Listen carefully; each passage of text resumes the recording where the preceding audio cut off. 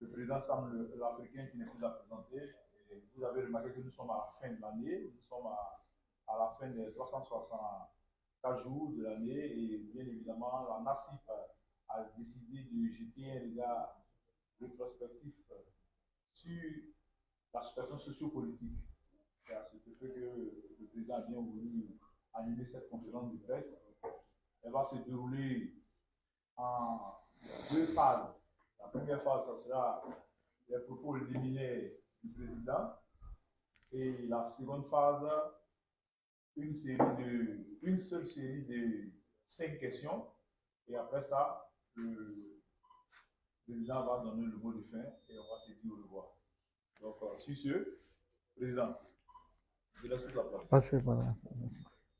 Bien, d'abord, je voudrais vous saluer tous et vous dire merci pour le temps que vous sacrifiez aujourd'hui à ma personne et à ma structure, à mon parti politique. Ça me va droit au cœur. Vous savez, aujourd'hui, nous sommes à quelques jours de la fin d'année. Je crois que c'est le moment. Il faut que chacun de nous s'exprime et donne des idées. Parce que vous savez, il y a eu des élections dans ce pays. Il y a eu beaucoup de choses qui sont passées. Et il y a d'autres choses qui arrivent et il y a d'autres choses qui sont passées hors de la Côte d'Ivoire, qui nous concernent nous tous. Donc voilà pourquoi est-ce qu'aujourd'hui, la NACIP a décidé de donner sa part de vérité et de demander à tous les Ivoiriens de se mettre dans une ligne d'apaisement. Voilà même le vrai sujet de cette conférence. La NACIP fait appel à tous les partis politiques pour que nous allons changer le ton de façon de parler aux uns aux autres. Parce que nous devons reconnaître quelque chose. Les Ivoiriens ont assez souffert et les Ivoiriens continuent à souffrir. Je vais dire par la faute de nous-mêmes, puisque moi je fais partie des partis politiques, par notre faute, nous les politiciens. Il faudrait que vraiment qu'on change notre comportement, notre façon de parler aux autres, aux uns aux autres. Et les autres aussi doivent aussi avoir un autre comportement, l'autre façon de parler aux autres. Il faut qu'aujourd'hui on rentre en 2024, parce que 2024, on n'est pas loin de 2025.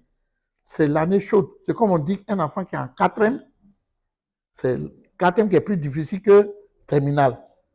Parce que c'est là qu'il prépare tout. C'est un peu compliqué. Donc voilà pourquoi est-ce que je tiens à m'adresser à la nation ivoirienne. Donc, je vous remercie. Je crois que vous avez les sujets avec vous. Et vous savez aussi que j'ai été un invité de Afrique Connexion.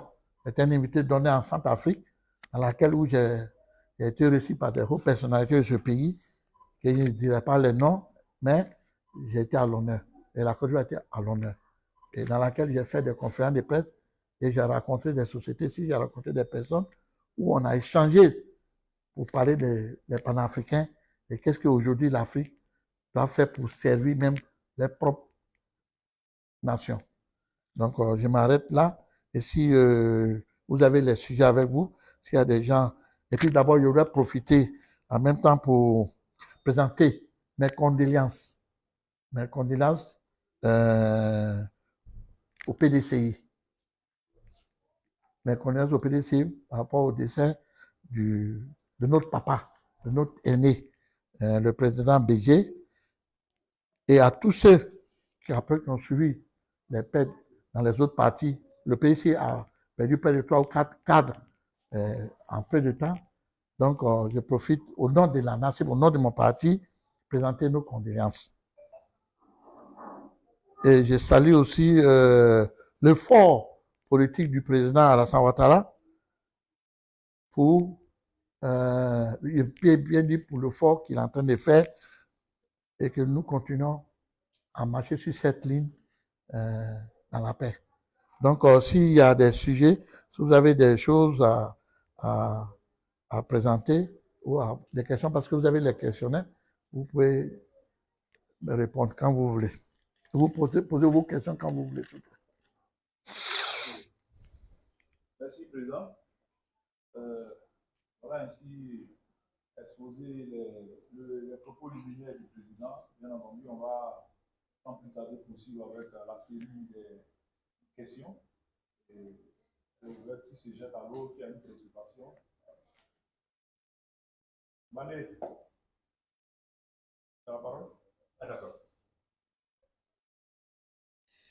Mané, tout à l'heure, le président Daoud pour l'INER, vous avez parlé d'engagement. C'est qu'aujourd'hui, il y a un certain nombre de choses qui bloquent peut-être la Constitution. La réalisation du président Laurent Gbagbo sur la liste. La question des prisonniers politiques, le recours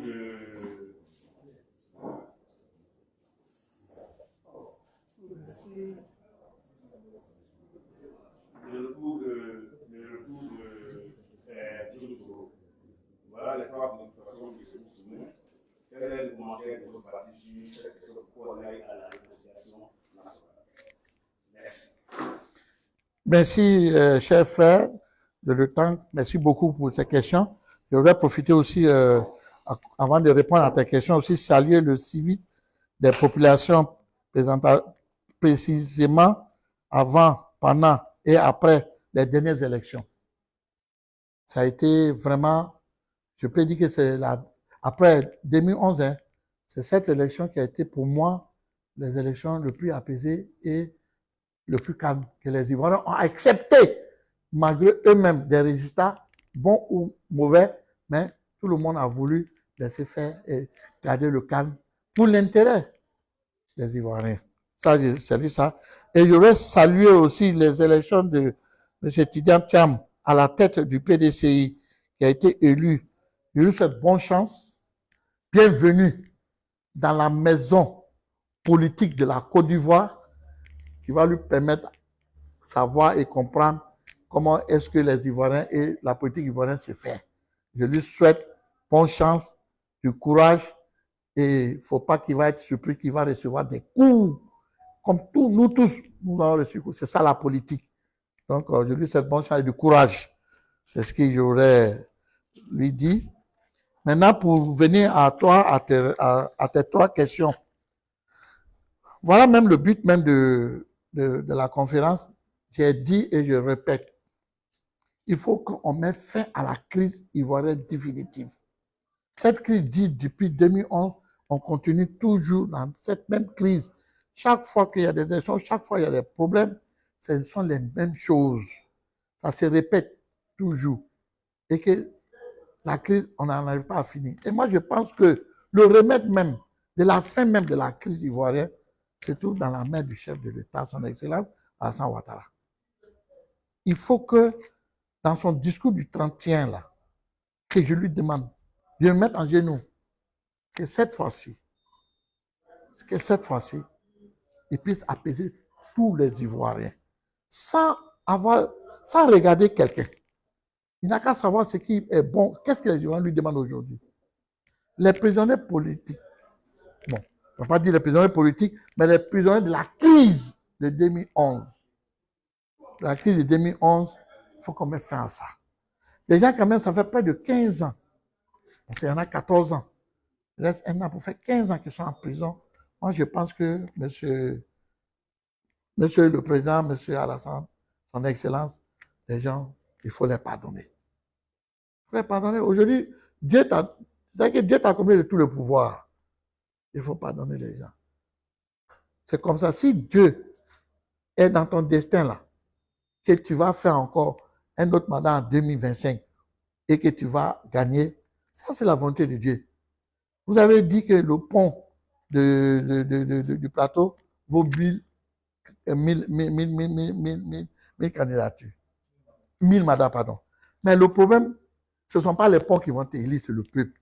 Donc si le peuple est d'accord, est convaincu que tout ce que tu es en train de bâtir aujourd'hui, qui fait, tu mérites même 5 mandats, mais voilà le problème. Il n'y a pas de problème. Mais on te demande de libérer les gens. Ça, c'est un. De deux, il faut remettre les noms de tous les candidats sur la liste. Tout le monde n'a qu'à être candidat. C'est un match de football. On allait tous jouer et le meilleur va gagner. Je vois ce que vous dites. Et tous les Ivoiriens, les gens ne sont pas aveugles. Tu as travaillé. Tu as changé le pays. Donc, je pense que tu n'as rien à craindre. Les Ivoiriens ne sont pas aveugles. Ils vont au nord, ils vont au sud, ils vont à l'est, ils vont à l'ouest. Ils savent ce que tu as fait. Donc, je pense que tu n'as rien à craindre. Toi-même, tu le sais. Donc, ce n'est pas la peine c'est-à-dire, je ne voudrais pas dire que n'utilisons pas la justice ivoirienne pour ses fins personnelles. Ça, je suis contre ça.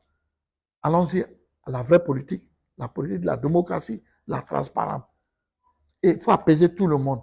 Mettez la liste de tout le monde. Mettez le nom de tout le monde sur la liste. Ça, c'est un. De deux, cette année, je vous demande, c'est-à-dire la grâce présidentielle, là, non. Il faut amnistier tout le monde. Il faut amnistier tout le monde parce que, président, vous avez vu, aujourd'hui, tous les Ivoiriens, les soient là, que tous les Ivoiriens rentrent dans ce pays-là. Ce que vous appelez à l'époque, là, ton fils, tu dis Sorogum, ton fils. Vous savez, la dent et la langue, ils font des palabres.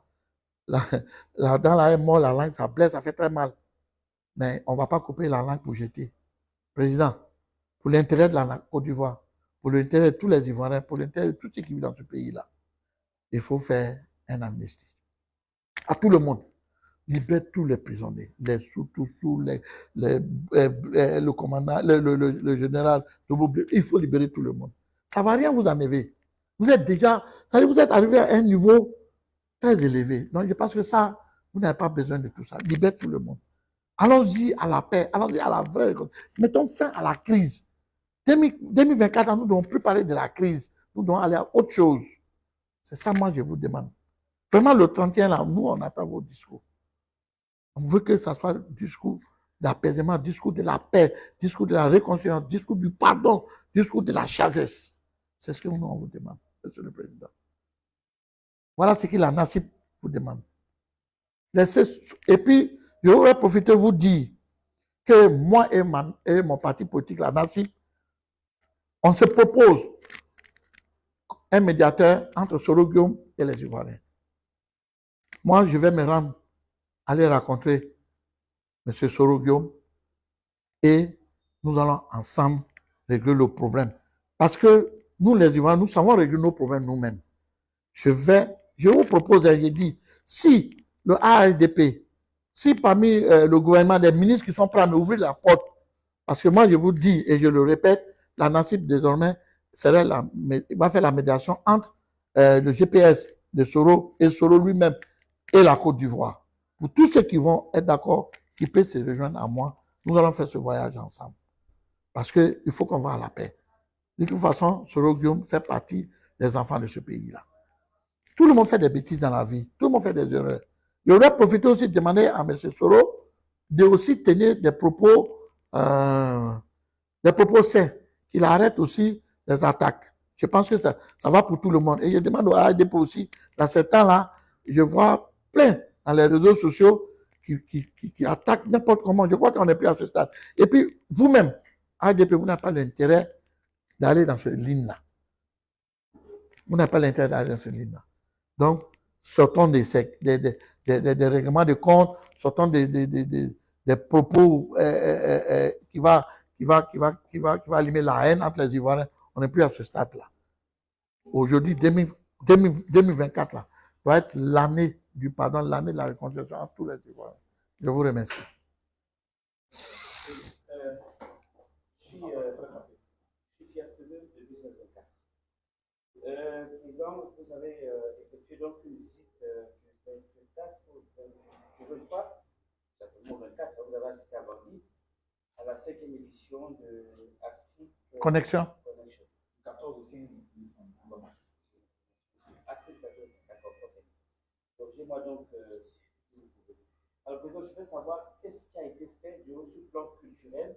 Comment voyez-vous donc cette maillage entre les différents peuples? Parce que c'est la première fois qu'un pays d'Afrique centrale organise cette rencontre, et c'est la 5e édition.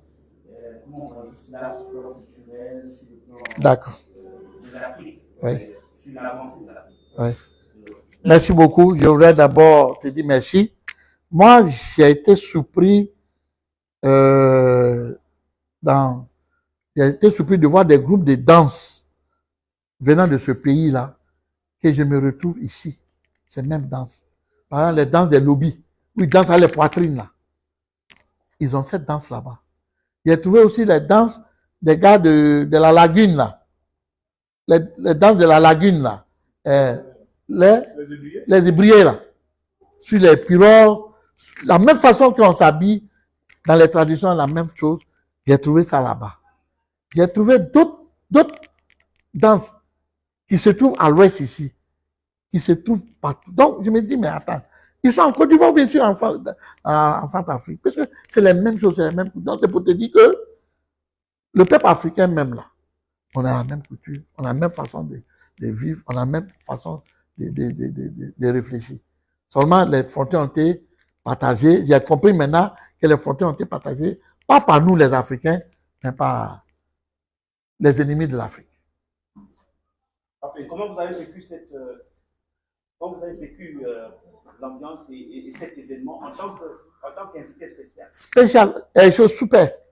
Super, j'ai été reçu par, comme je vous ai dit, je ne vais pas dire les noms, par plusieurs représentants de ce pays. Et ils ont été très heureux, puisque moi, je vais à Bangui, ça me faisait mon 3e voyage. Et les gens me connaissent très bien. Et quand les gens ont appris que j'étais là, la société civile a cherché à me croiser.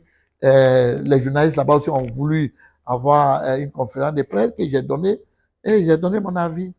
Et comme j'ai dit que l'Afrique doit revenir à son passé, c'est-à-dire à ses vraies cultures.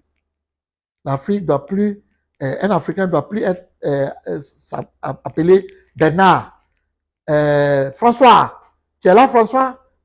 Tu vois, il faut avoir nos vrais noms. Nous, on n'est pas Bernard, on n'est pas François, on n'est pas Jacqueline, on n'est pas Joséphine. On a notre nom, on a notre tradition. Ça fait que, comme je disais, on efface notre identité culturelle. Et c'est ça, on doit revenir. C'est ça, je crois que l'Afrique Connexion est en train de faire comme travail. Vous trouvez que c'est normal que le matin, vous voulez vous réveiller, vous réglez votre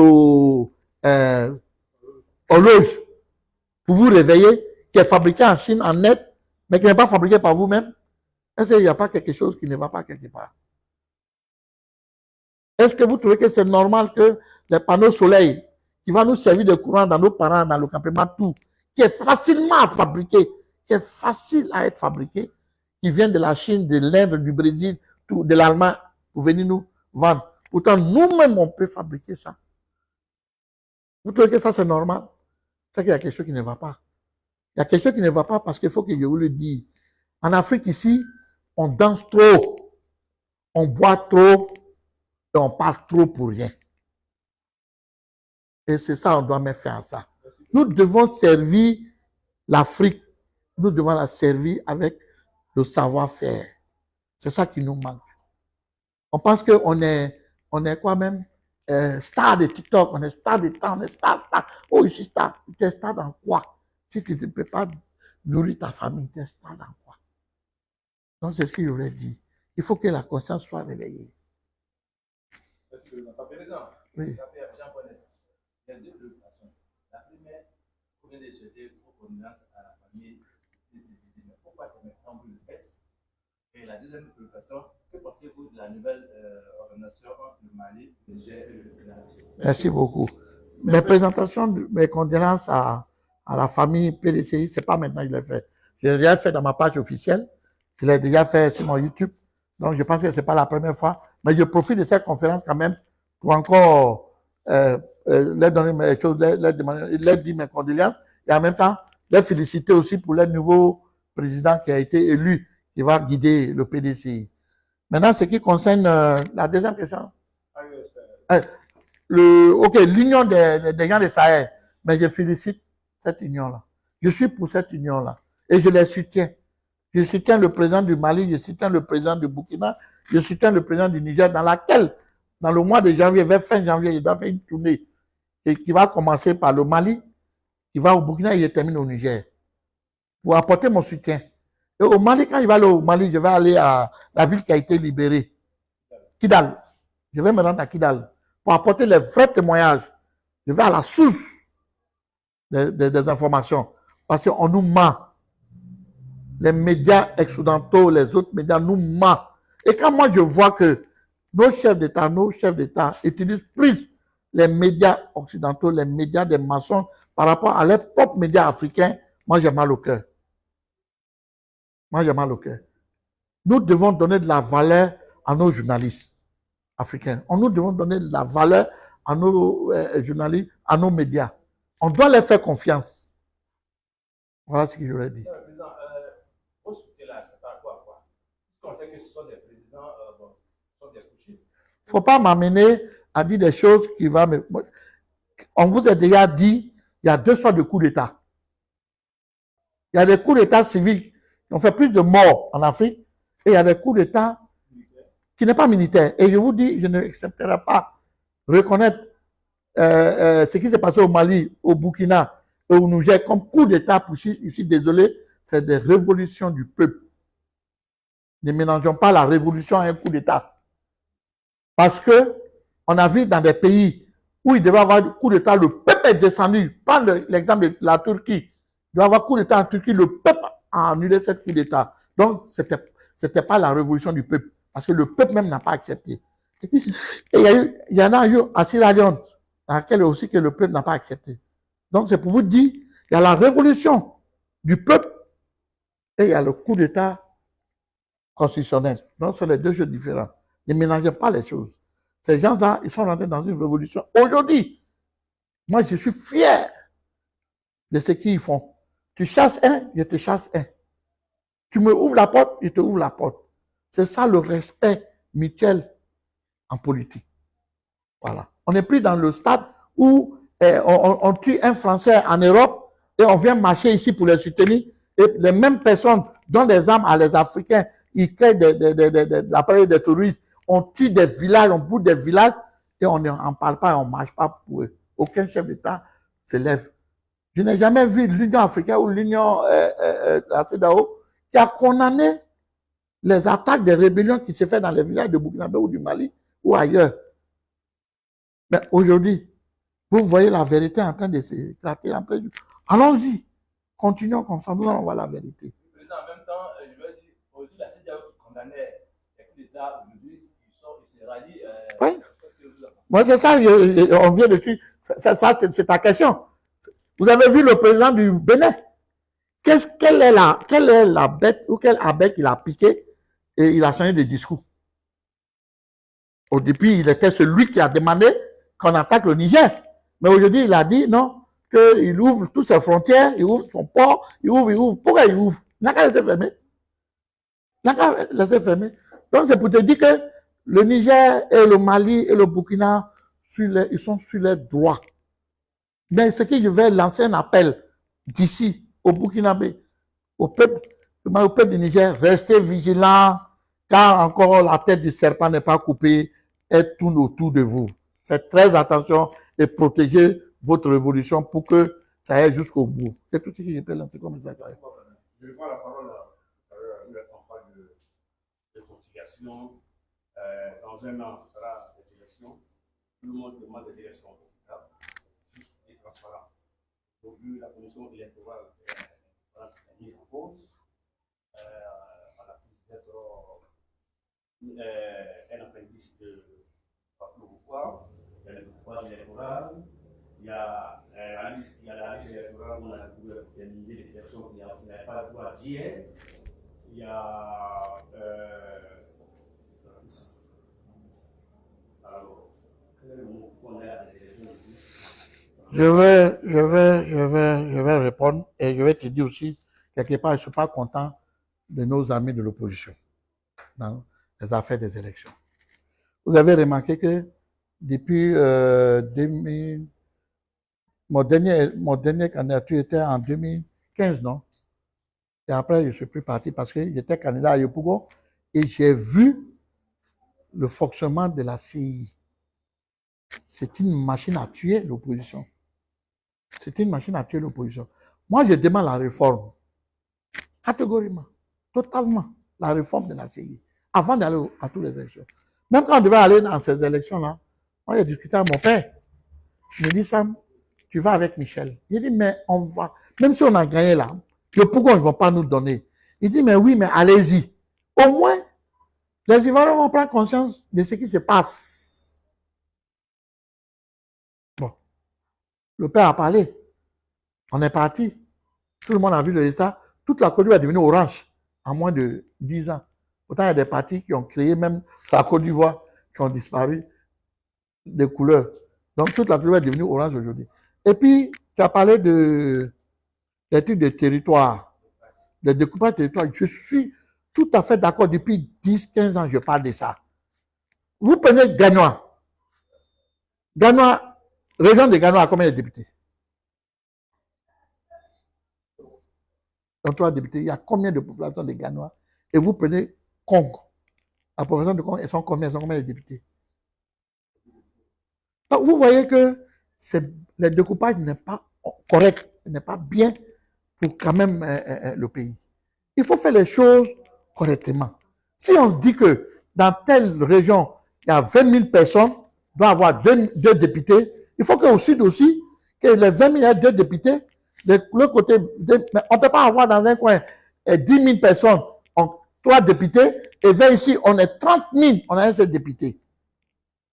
Vous ne voyez pas qu'ils sont en train de gonfler un peu l'Assemblée nationale?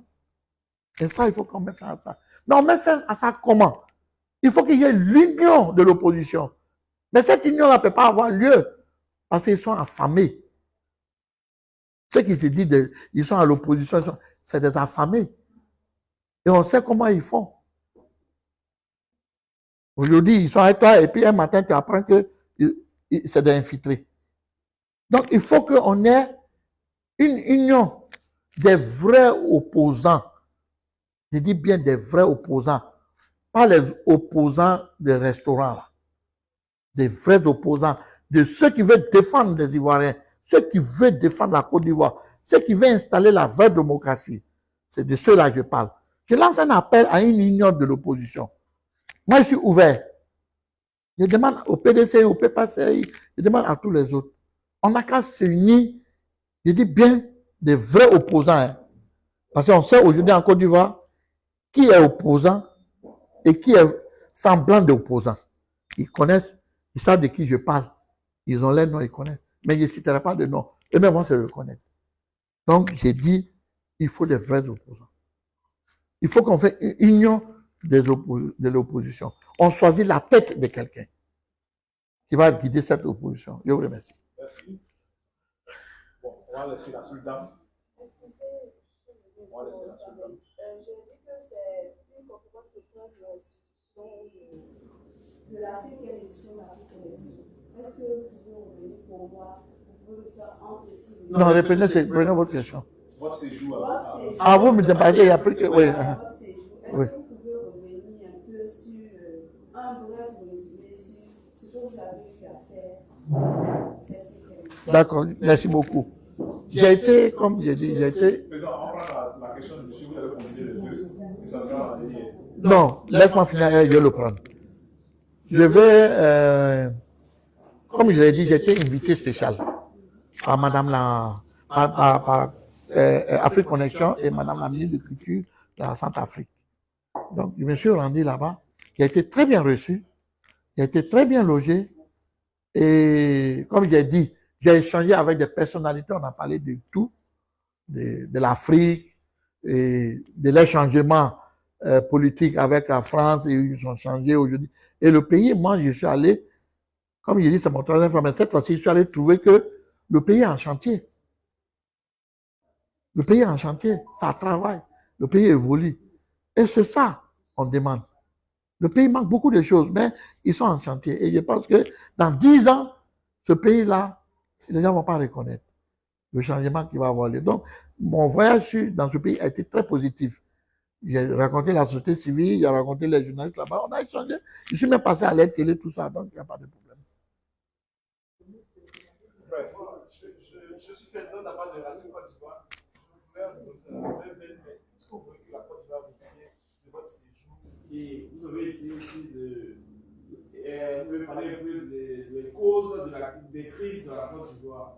Qu'est-ce que vous voulez vraiment, quel message vous voulez envoyer et vous voulez lancer à la nation ivoirienne pour limiter ce problème? D'abord, le message, il est adressé d'abord au gouvernement. Au gouvernement et à son excellence le président Alassane Ouattara. Aujourd'hui, c'est lui qui est le président. C'est comme on disait, il est le chef d'État, il est le chef suprême de l'armée. En même temps, il est le chef suprême des Ivoiriens, parce que c'est lui qui guide la Côte d'Ivoire. Donc, il doit prendre des décisions, des sacrifices qu'il doit faire, même si c'est difficile à le faire, mais si ça va dans les intérêts des Ivoiriens, si ça peut amener la paix, le pardon et la réconciliation vraie entre les Ivoiriens, il doit prendre des décisions sages. Voilà ce que je peux dire. Voilà.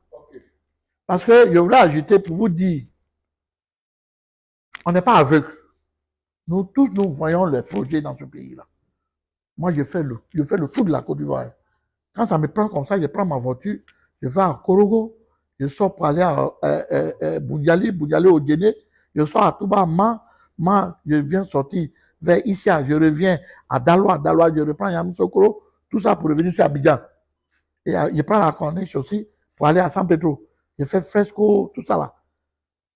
Je dis, le pays où on est arrivé aujourd'hui, on n'a pas besoin de crise. Cette mentalité de vengeance et de dire des règlements de compte là, on doit mettre ça dans la poubelle. Nous devons penser aux gens. Je dis et je répète que les Ivoiriens, ayons pitié des Ivoiriens. Nous les politiciens là, on a pitié des Ivoiriens. Les Ivoiriens ont besoin de la paix, la tranquillité.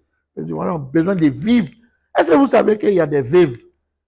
Elles se lèvent tôt le matin à 5 heures pour aller au bord de route, pour aller griller beaux photos, pour avoir peut-être un bénéfice de 2 000, 3 000 par jour, pour que le soir, ces enfants viennent de l'école pour faire la nourriture, pour leur donner à manger.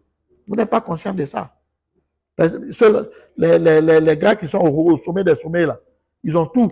Le matin, ils se lèvent, ils retrouvent la table, il y a le pain, il y a le beurre, il y a l'omelette, il y a le jus de choses. Ils ne savent pas d'où ça vient. Mais il y a des familles qui ne connaissent pas. Donc, il faut qu'on pense à ça. Il faut penser aux familles qui ont besoin vraiment de la tranquillité. Même si on ne peut pas les apporter les moyens pour qu'ils deviennent quelqu'un, mais le peu qu'eux-mêmes ils ont pour faire là, il faut leur donner la tranquillité. Ils veulent vivre. Et la Côte d'Ivoire a besoin aujourd'hui de la paix, la fraternité entre les Ivoiriens. C'est ce que je voulais vous dire. Merci.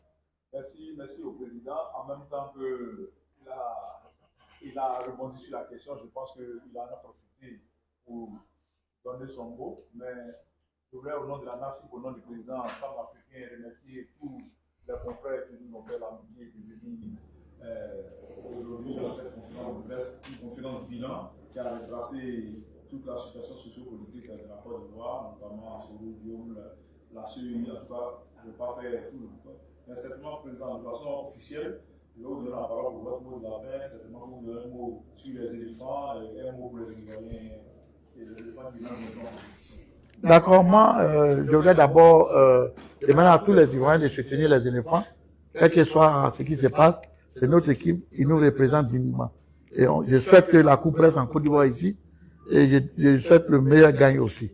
Et je voudrais dire, et je continue à dire, ayons pitié des Ivoiriens, allons-y tous à la paix, à la tranquillité, à l'apaisement. La politique n'est pas forcément la violence. Je suis désolé, la politique, c'est les idées des grandes personnes. Voilà tout ce que je peux dire. Que Dieu garde la Côte d'Ivoire, que Dieu nous protège, que Dieu bénisse la Côte d'Ivoire, que Dieu bénisse les Ivoiriens. Je vous remercie. Merci, président.